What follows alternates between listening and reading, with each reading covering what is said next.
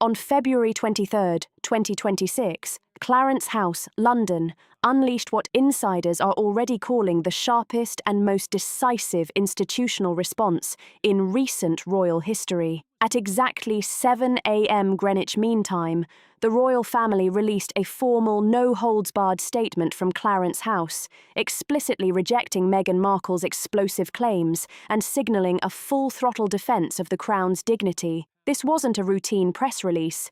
It was a legal, constitutional and reputational hammer designed to crush false narratives and reassert authority after years of mounting tension. The timing could not have been more precise. Meghan Markle now faces an unprecedented wave of global restrictions, stretching from Dubai to Canada and France, where her brand deals, speaking engagements, and media projects have either been suspended, quietly dissolved, or placed under intense review. But when Meghan's team began pointing fingers at the British royal family, implying secretive influence behind her sudden and coordinated blacklisting, Clarence House knew silence was no longer an option. Buckingham Palace moved with speed and clarity. The royal household categorically denied any involvement, direct or indirect, in decisions made by foreign governments or private institutions regarding Miss Meghan Markle. The official statement described the allegations as baseless, harmful and dishonourable.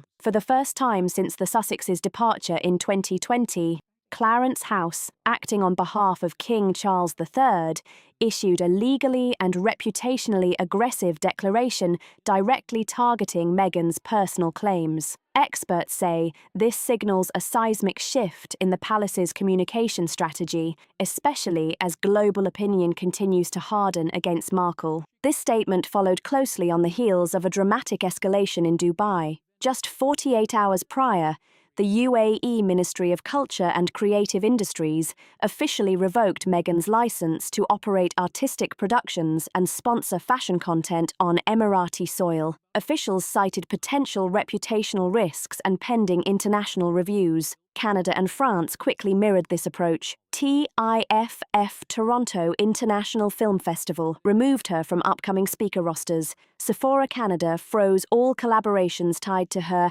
As Ever lifestyle brand, and LVMH abruptly ended quiet negotiations over a rumoured luxury fragrance line on February 21st. Vogue Paris reportedly pulled a pre-approved editorial spread from its April edition, a rare move in the fashion world that underscored the severity of the situation. None of these responses came from courts or criminal rulings. These were risk-averse corporate and cultural boards reacting to independent investigations into Meghan's commercial conduct. Among the flagged issues, unauthorized use of royal insignia in marketing, lack of transparency in Archewell financial disclosures, aggressive PR defense tactics involving blacklisted agencies, and a dangerous blending of personal brand with royal institutional symbolism. These breaches violated multiple trademark and brand integrity codes and fueled the collapse of her partnerships while creating a chilling ripple effect across the global media landscape.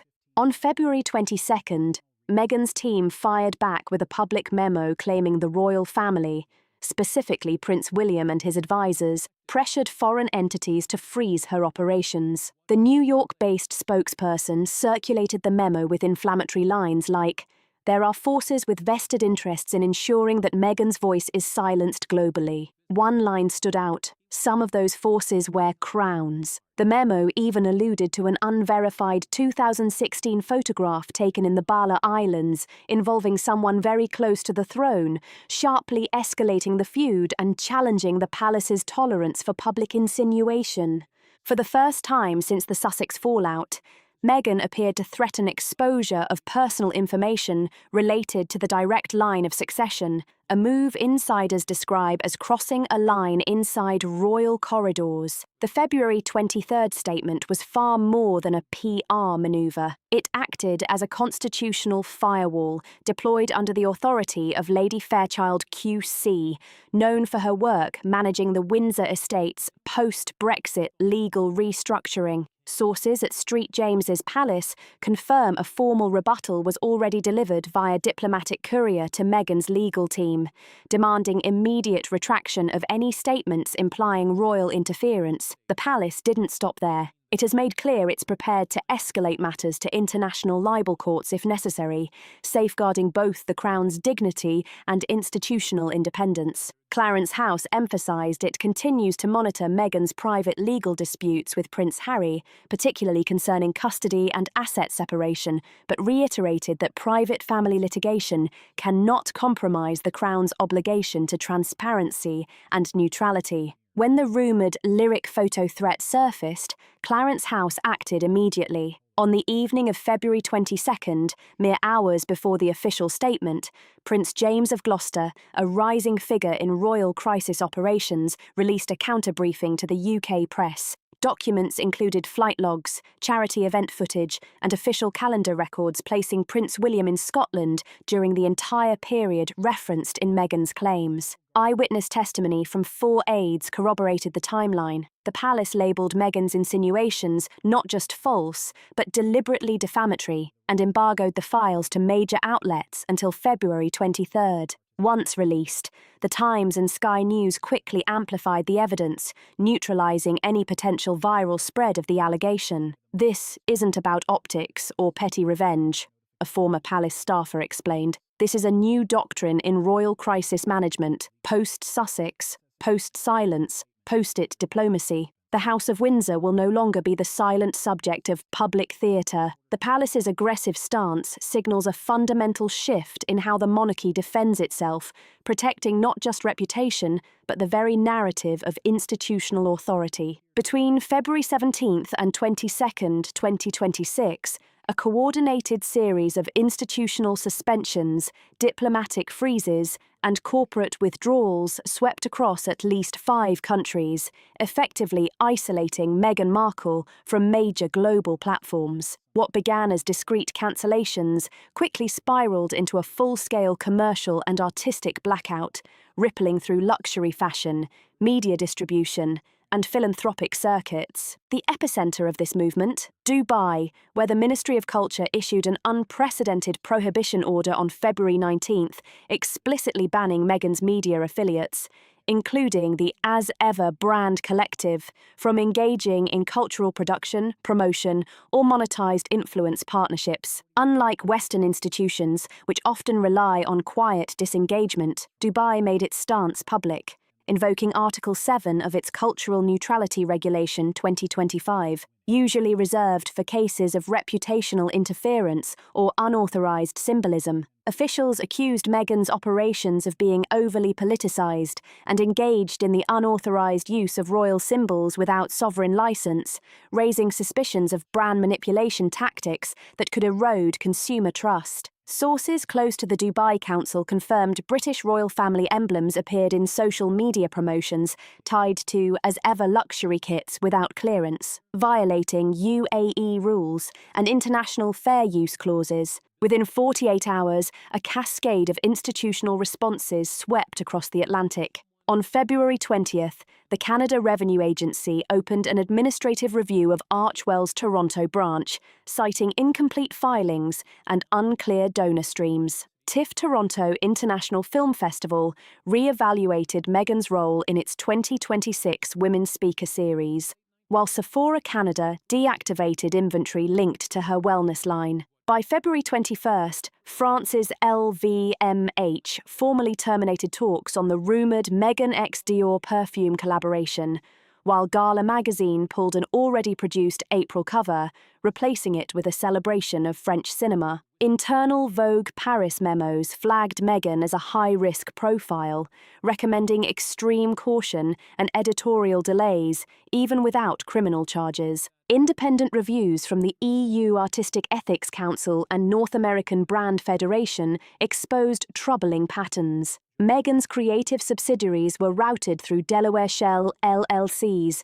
often with limited oversight and undisclosed embedded endorsements. Product lines contained unrevealed paid partnerships, manipulated ethical positioning, and employee testimonies described pressure to insert royal language to drive sales. During her 2025 holiday campaign, 5 of Meghan's former press managers resigned over conflicts tied to unverifiable claims and toxic PR practices. These findings were never fully leaked, yet the coordinated pattern of disengagement spoke volumes. Perhaps the most striking element: how many brands refused to comment at all. Netflix, Spotify, Amazon Studios, and Telemundo quietly scrubbed her name from marketing decks, internal speaker series rosters, and Q2 promotion schedules. A senior luxury agency executive summed it up bluntly: "We didn't blacklist Meghan because of Buckingham Palace. We did it because reputational math no longer works." Even allies like Telemundo shelved a documentary already in post-production, while Spotify Dubai reportedly deleted unreleased episode drafts tied to Meghan's new podcast pitch. The stakes are monumental. Meghan Markle now faces a global chill that cuts across fashion, media, philanthropy, and artistic ventures alike. The palace's decisive, transparent, and legally fortified response sends a clear message. The House of Windsor will no longer tolerate being sidelined by public controversy. Meghan's international isolation is a calculated message to anyone attempting to blur personal ambition with royal influence. Even as this saga continues, one thing is clear: the ripple effects will be felt across every sector she touches. Partnerships, contracts, and collaborations are now under unprecedented scrutiny. The coordinated blacklisting is a stark warning that reputational risk and institutional respect carry real consequences. And as brands quietly remove her from internal schedules and marketing materials, the world is left to watch a dramatic fall from grace unfold in real time. Even those who once considered Meghan an ally now pause before engagement. The impact is chilling, the precedent clear. The palace isn't just responding, it's setting a global standard for how a royal household navigates reputation, law, and influence in the 21st century. Even former collaborators are feeling the shift. From Telemundo shelving projects to Spotify Dubai deleting content, the message echoes loud and clear. Meghan's commercial empire is now facing a reality check like no other. The reputational dominoes continue to tumble, leaving no corner of her brand untouched. Her silence is no longer optional. Her influence, once expansive, is now constricted, and the world is watching every move, every claim, every rebuttal. The palace's coordinated defense is more than just reactive, it's preemptive, legal, and unrelenting. Perhaps most telling is how many brands said nothing at all. Netflix, France, Spotify, Canada, Amazon Studios, Dubai. All declined to comment when asked about the status of Meghan's contracts, but Meghan's name was quietly removed from marketing decks, internal speaker series rosters, and Q2 promotion schedules. By the time Meghan Markle's commercial credibility began collapsing across multiple jurisdictions, she found herself in an unofficial exile from the very brand ecosystem that once welcomed her with open arms. Instead of seeking reconciliation or recalibrating her strategy, she went on the offensive, accusing the British royal family of orchestrating her downfall. The combination of that accusation and the explosive threat to expose Prince William's alleged 2016 secrets lit a firestorm that Clarence House could not ignore. And act they did. By the morning of February 23, 2026, the British royal family had clearly decided that silence would no longer serve as strategy. Clarence House authorised a direct, surgical, and highly public institutional response to Meghan's incendiary claims, specifically targeting her assertion that Prince William and the palace had orchestrated her international blacklisting. This time, the response was precise, documented, and fully verifiable. A counterstrike designed to leave no room for misinterpretation. At the centre of the palace's counter-offensive stood Lady Image Fairchild QC, Royal Counsel to the Crown's Public Interest Division. Known for her meticulous handling of high-profile constitutional disputes, including the Sandringham inheritance mediation of 2023, Fairchild was granted emergency authority to initiate legal rebuttals on behalf of the Crown. In a February 23 press note, Fairchild emphasised, "The Crown has a duty to protect not only its ceremonial dignity, but also its operational integrity from unsubstantiated reputational attacks. At precisely 8:45 a.m. Greenwich Mean Time on February 23rd, Fairchild's legal office delivered a formal cease and desist memorandum to Meghan's U.S. legal counsel, Partridge Moss and Thayer, LLP. The document demanded the immediate retraction of Meghan's February 22nd public statement linking Prince William to international commercial sabotage, along with the implied threats surrounding alleged 2016 photographs and any suggestion that the royal family exerted diplomatic or commercial influence abroad. The memorandum was accompanied by 5 detailed annexes. Annex A included Prince William's verified 2016 itinerary, confirming his absence from the Balearic Islands during the alleged incident window.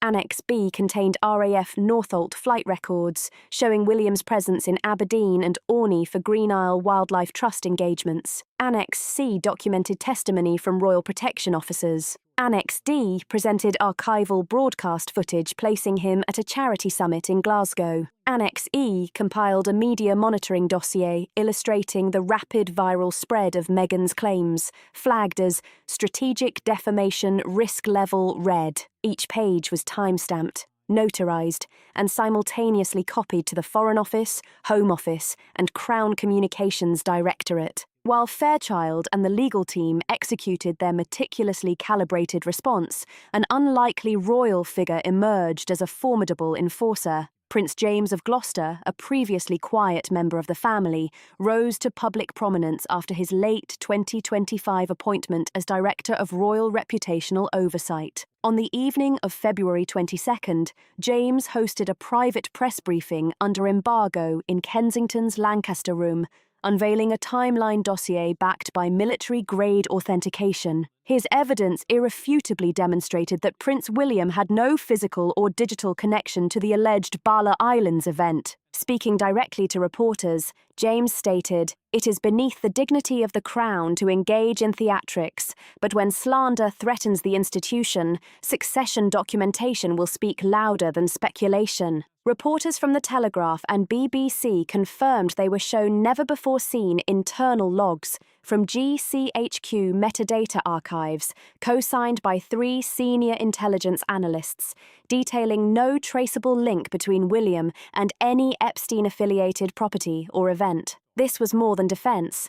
It was a strategic institutional counterstrike. The tone of Clarence House's statement marked a profound evolution in royal crisis protocol. Historically, the palace adhered to a never complain, never explain posture, but in the face of escalating global reputational risk and veiled blackmail undertones, the palace pivoted. The message was unmistakable: the dignity of the crown will no longer be collateral damage. In an important clarification, the statement targeted Meghan's repeated use of high-traffic media platforms, from Netflix collaborations to ongoing Memoir negotiations, as vehicles for narrative control while implicating senior royals in controversy. The palace stressed that Prince Harry's legal proceedings, including asset division and custody matters, remain fully independent and under judicial supervision. The point was clear: the Crown will protect Meghan's legal rights under UK and international law, but it will no longer tolerate narrative manipulation or reputational coercion.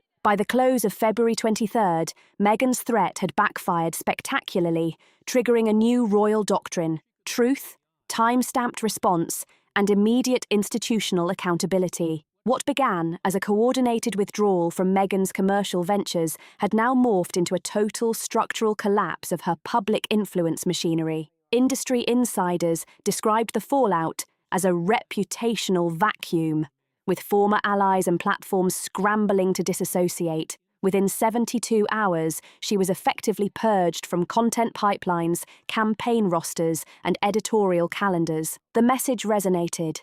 Association now meant risk. On February 23rd alone, Netflix UK removed Meghan's docuseries from recommended feeds and demoted SEO tags, internal dashboards revealed. Spotify paused global contract negotiations. Vogue International pulled her from the Voices of 2026 photo essay even after final proofs had been sent. A Condé Nast France spokesperson confirmed anonymously that the decision was risk-driven, not a value judgment. In the US, Hulu quietly dropped a documentary project tied to Meghan's advocacy for single mothers. CBS remained tight-lipped regarding her proposed sit-down interview reflecting on a 5-year exit plan. Insiders said producers were spooked by Clarence House's annexed evidence files and the risk of rapid-fire litigation. PR firm Norwell & Stiles, her crisis agency since October 2025, terminated their contract on February 23rd, just 3 days after briefing reporters on the so-called Balearic files. Luxury brands followed suit. Bulgari and Cartier issued statements to fashion outlets declaring no present or future collaborations with Meghan or related entities, including the World Food Empowerment Initiative, a charity she had championed publicly in 2024. Promotional banners featuring her name were removed from websites overnight. This wasn't legal punishment. It was cultural, reputational, and absolute. As Camille Riviere, editorial director of Le Monde's special coverage, observed, "There is no need for a trial when public confidence has already issued its verdict." Even hashtags once supportive of Meghan flipped into zones of ridicule. Hashtag I stand with Meghan trended for just 2 hours before being overtaken by hashtag timestamp truth, a pro-royal counter-campaign. Viral TikToks featuring Prince William's verified itinerary overlaid with playful memes of the alleged Bala event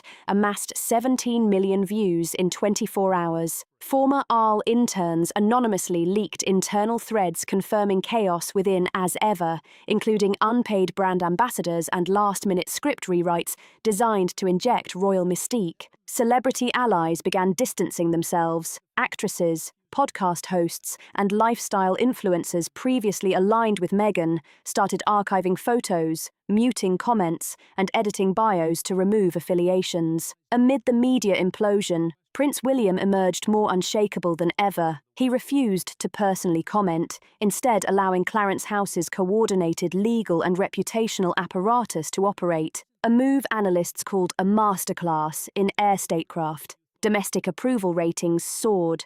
Polls indicated a 13% jump in trust among voters under 35, while global outlets praised William's measured composure. Queen Camilla privately told aides that William handled the crisis like a sovereign in waiting. A Kensington Palace source confirmed that a formal strategy was now underway to prevent future claimants, partners, or extended relatives from exploiting royal connections for profit or protection, particularly under independent international scrutiny. This plan includes a complete legal restructuring of the Royal Licensing and Affiliation Office, stricter title use clauses, and the launch of a cross-office vetting unit for individuals marrying into the family, particularly those from the entertainment sector. These measures point to a new royal ethos: transparency, distance from celebrity influence, and immunity from external reputational liabilities. Just 1 day after the palace's historic legal rebuttal, Meghan's team launched a high-stakes counteroffensive,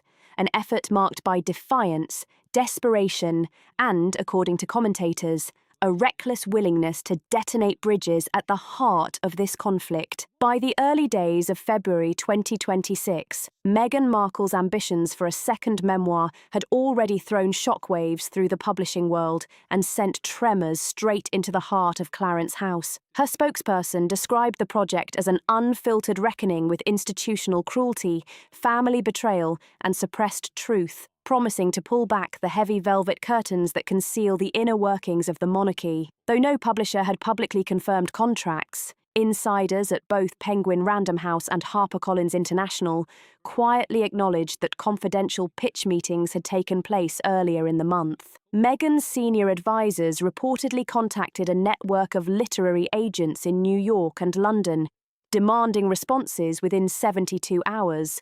Signalling the urgency and high stakes of the explosive narrative she intended to unleash. The material she was offering was incendiary, internal correspondence, private diary entries, legal transcripts, and documents allegedly detailing coordinated efforts by palace staff to undermine her business and commercial reputation were all said to be included. But what made this memoir so dangerously provocative was its central claim that Prince William had operational knowledge of the palace's behind-the-scenes activities, specifically staffers collaborating with foreign brands to erode her public credibility and stall her commercial ventures. A teaser posted briefly from the Markle media office, visible at exactly 4:23 p.m. GMT on February 24th, read, "When a future king protects his crown more than his kin, the story must be told. The world will finally understand what happened behind the walls of Sandringham and the vault of Clarence House." The message was unmistakable. Meghan was not merely revisiting old tensions, she was reigniting a war with the very institution she once married into. Alongside the literary push, her US-based legal team filed an injunctive review in Los Angeles County, claiming protection from what they described as international defamation by proxy, alleging undue influence from sovereign bodies over her commercial enterprises, and asserting prejudicial narrative shaping by royal representatives across multiple Commonwealth states. Legal analysts, however, were quick to flag that such claims overstepped the jurisdictional bounds of US courts. Clarence House had never accused Meghan of criminal activity. Instead, the palace positioned her as the source of unverified and potentially damaging speculation. Anticipating the threat, Lady Image Fairchild QC submitted a preemptive filing in London's High Court, reserving the Crown's right to seek damages should any memoir include materially false claims and to request emergency injunctions across the UK, EU and Canada if necessary. Meanwhile, Meghan reportedly likened her memoir to Princess Diana's 1992 Morton memoir Moment, presenting it as a narrative of liberation for women trapped behind royal curtains. But critics were swift to challenge the comparison.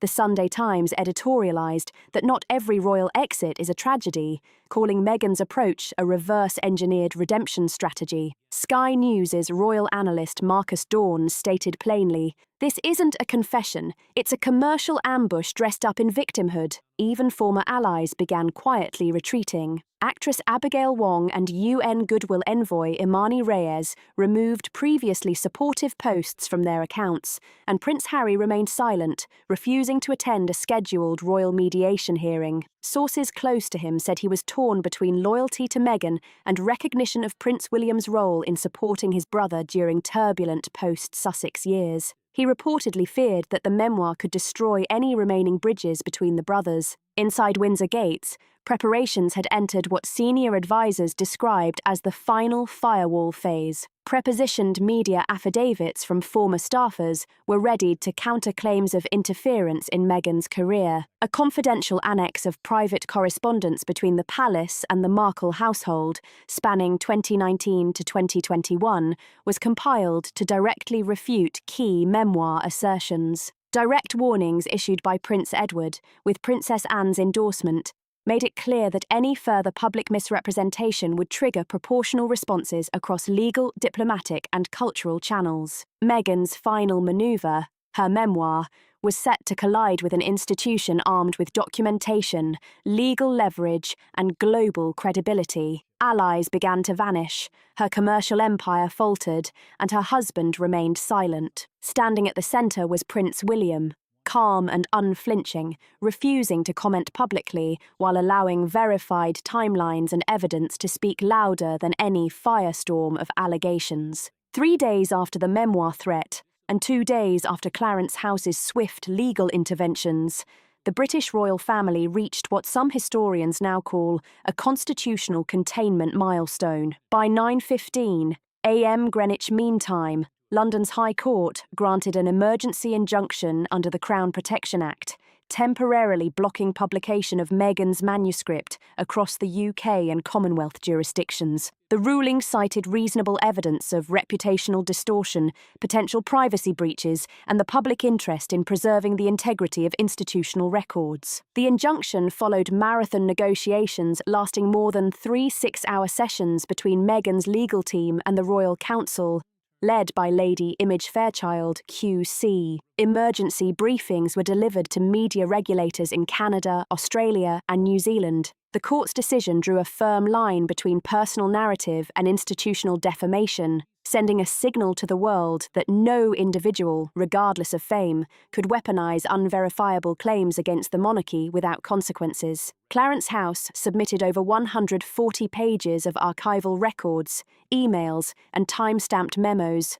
not to suppress Meghan, but to demonstrate that key accusations were fabricated or misleading. A spokesperson summarized succinctly, "This is not censorship, it is correction." A formal royal letter, signed by Prince William and Princess Anne, was delivered to Meghan's attorneys, written in neutral legal language, offering her a final opportunity to revise the manuscript in collaboration with an independent review board or proceed with publication at her own risk under full legal and financial responsibility. No response arrived within the court's timeframe, and despite speculation about protests or public outrage, the media reaction was measured.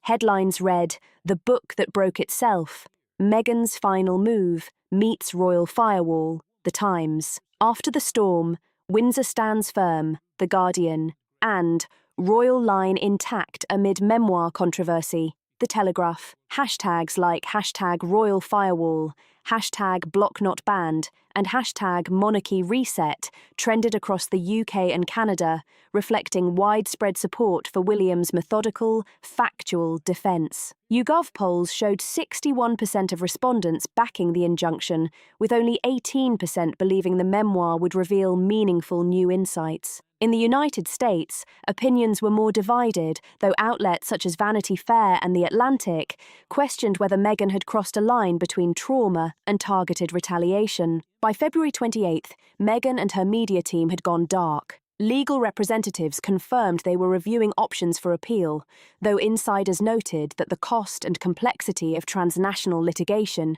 particularly without Prince Harry's participation, could outweigh any potential gain. Paparazzi reported no sightings since February 23rd, and former Arkell staffers were placed on indefinite furlough. Both Penguin Random House and HarperCollins paused negotiations, wary of touching a manuscript now under sovereign scrutiny. Meanwhile, the royal family's direction was clear. Prince William prepared to appear publicly at the Commonwealth Unity Forum in Edinburgh, addressing global trust, transparency, and institutional dignity, the first time a future king would publicly focus on these themes since the Queen's Jubilee speech in 2022. Protocols on royal branding, spearheaded by Princess Anne and Prince Edward, were set to pass internal approval by Easter. Prince James of Gloucester, following his successful campaign to defend the crown from the IC photo smear, was offered a permanent role as senior royal communications liaison. Clarence House reportedly prepared a private dossier for future royal spouses, outlining boundaries, expectations, and legal thresholds to prevent history from repeating itself. Meghan Markle may have envisioned her memoir as the final word, but in the end, the institution outlasted the storm, drawing its line not in spectacle, but in verified proof, measured response, and disciplined restraint. The Crown had demonstrated that it could withstand personal attacks and media storms, using documentation, timelines, and legal precision, rather than grandiose spectacle. Meghan's attempt to seize control of the narrative had collided with a monarchy that had evolved to defend itself with transparency, strategy, and patience. As of February 29th, 2026, the book remained blocked, the institution remained intact, and the world witnessed a new era of royal resilience, where proof, not drama, set the record straight. In this unprecedented moment of crisis, the monarchy's approach sent a clear message. Power without accountability is fleeting, but accountability backed by evidence and timing is unshakable. The story didn't end with the legal victory. The ripple effects continued across media, publishing, and social platforms, reminding observers that in the age of global attention, preparation and discipline could outmatch even the most sensational narratives. The Crown had not just survived, it had set a precedent, teaching the world that legacy is defended not with anger, but with the quiet, relentless weight of verified truth. And as the dust settled, audiences watching from around the world couldn't help but notice the sharp contrast between orchestrated chaos and measured authority. The monarchy's new doctrine had been tested and had passed. The headlines might fade, the hashtags might change, but the precedent, the firewall, the proof, the discipline would endure. For those following this saga, it's a reminder that even the most calculated threats can be neutralized when facts, timing, and restraint converge. And for the curious, the intrigued, and those captivated by the drama of modern royalty, keep your eyes peeled, because the story of power, legacy, and influence is far from over. If you want to stay updated with every twist and turn of this ongoing royal drama, make sure you like, comment, and subscribe to follow the full saga as it unfolds, with behind-the-scenes analysis and insight you won't find anywhere else.